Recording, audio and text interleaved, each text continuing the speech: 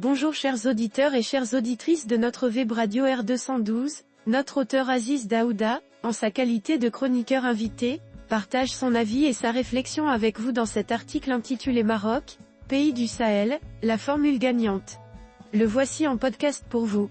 Aziz Daouda ouvre sa réflexion en évoquant un tournant majeur, survenu depuis 2007 de la manière suivante.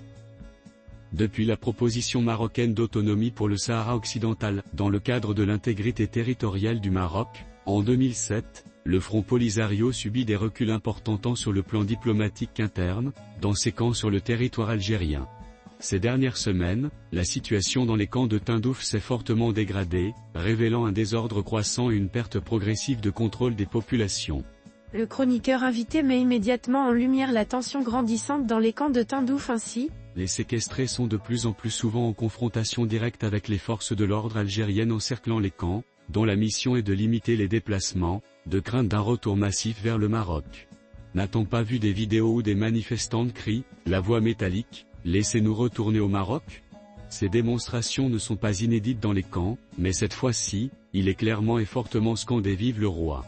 La population est désabusée et n'a plus peur d'affronter Brahim Ghali et consorts. Aziz Daouda poursuit en décrivant un climat de plus en plus chaotique en ces mots. Dans cette ambiance au bord de l'anarchie, la violence et les affrontements armés dans les camps se multiplient, le véritable pouvoir étant de plus en plus entre les mains de bandes rivales, impliquées dans le trafic de drogue et de carburant, l'orpaillage sauvage et l'écoulement des aides reçues. Il illustre ensuite cette dégradation par un événement récent ainsi. Pas plus tard que le week-end passé, des tirs nourris ont eu lieu dans le camp dit de La Aïoun, à ne pas confondre avec la belle ville de La Aïoun au Maroc, entre factions rivales.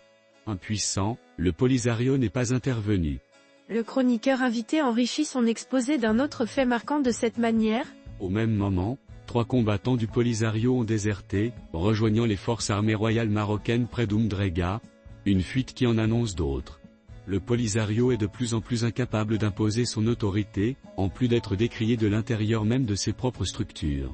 Aziz Daouda met en perspective les répercussions de cette crise sur l'Algérie ainsi. La crise interne au Polisario suscite une inquiétude palpable à Alger, qui, plus que jamais, craint le chaos latent dans les camps, une véritable menace à l'ordre public et à l'équilibre régional. Jadis instrument d'influence algérienne, le mouvement, qui a toujours été une charge sécuritaire, devient maintenant un fardeau politique.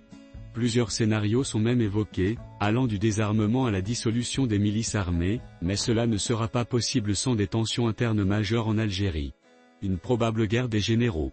L'auteur souligne la gravité de la situation par des actes de répression violente. La situation d'instabilité accélérée est aggravée par une répression accrue, notamment de la part de l'armée algérienne, qui a ouvert le feu sur des civils des camps lors de manifestations, provoquant morts et blessés.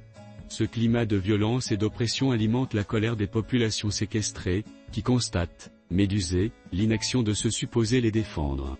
Elles dénoncent ouvertement la passivité complice du Polisario face à ces agressions. Elles comprennent maintenant que ces soi-disant leaders ne sont en fait que des marionnettes inopérantes. Il approfondit son constat en évoquant les conditions de vie désastreuses dans les camps.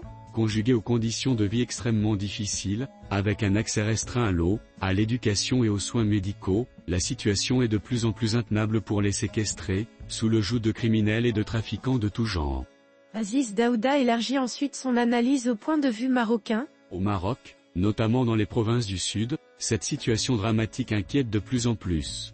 Sur les réseaux sociaux et dans la presse, d'innombrables voix dénoncent avec virulence cette situation. Elles alertent sur les souffrances gravissimes des femmes et des enfants dans les camps.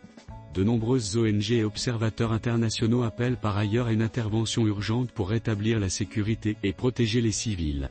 Il explore ensuite le contexte diplomatique et sécuritaire qui entoure cette crise. La crise sécuritaire majeure et les contestations populaires soutenues et quasi quotidiennes dans les camps de Tindouf surviennent à un moment difficile pour le pays hôte. Il vit mal la réaction à ces provocations de la part des pays du Sahel, une réaction concertée et musclée qui semble le surprendre. Le régime algérien ne sait plus où donner de la tête entre les problèmes internes d'approvisionnement des populations en denrées de base et la grogne qu'il provoque. La crise à Tindouf, l'affaiblissement exponentiel du Polisario et son isolement évitent dans la région. Les pays du Sahel ont d'un commun accord fait leur choix, ils renforcent leur rapprochement tous azimuts avec le Maroc. Le chroniqueur invité illustre ce basculement par un incident diplomatique révélateur. Le drone malien abattu début avril 2025 par l'armée algérienne va lui coûter très cher en termes de positionnement géopolitique. Comme quoi une action hostile préméditée non réfléchie peut engendrer des conséquences graves, voire une crise durable. Le Mali, le Niger et le Burkina Faso ont collectivement rappelé leurs diplomates, provoquant une escalade diplomatique sans précédent avec l'Algérie, qui a répliqué en fermant son espace aérien aux avions et en rappelant ses ambassadeurs.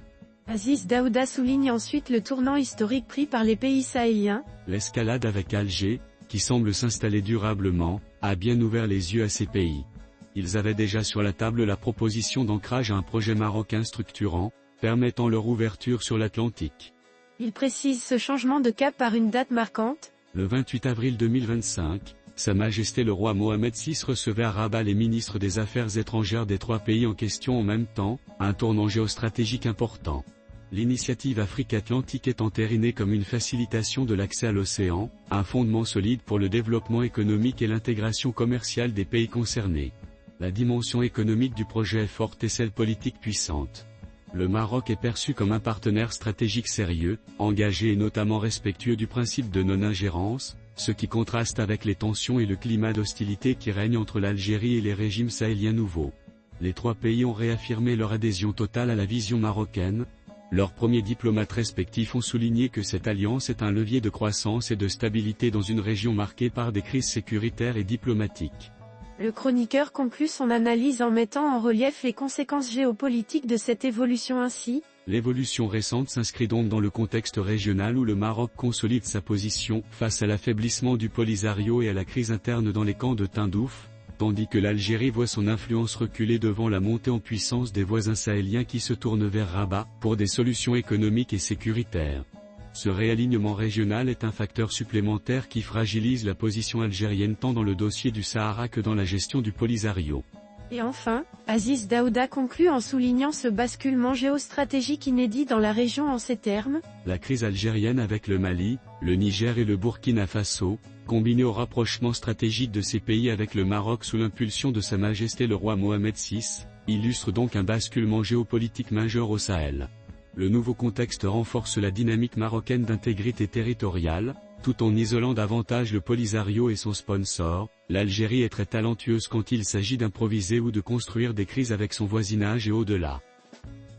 Chers auditeurs de la web radio R212, merci d'avoir été à l'écoute de ce podcast, et de partager avec nous ce moment d'échange et de découverte.